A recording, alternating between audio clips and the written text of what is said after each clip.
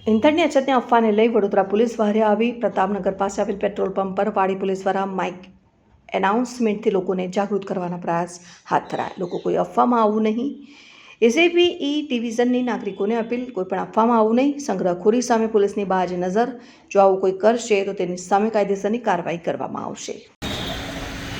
આથી વડોદરા શહેર પોલીસ દ્વારા તમામ વાહન ચાલકોને અપીલ કરવામાં આવે છે કે હાલમાં પેટ્રોલ ડીઝલની અછતના સોશિયલ મીડિયા ઉપર જે મેસેજ વાયરલ કરવામાં આવેલ છે તે તદ્દન ખોટા છે। આવી અફવાઓથી દૂર રહેવું। સરકારશ્રી પાસે પેટ્રોલ ડીઝલનો જથ્થો પૂરતા પ્રમાણમાં છે।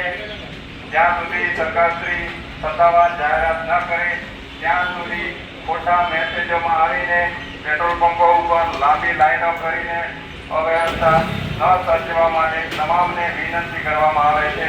આભાર।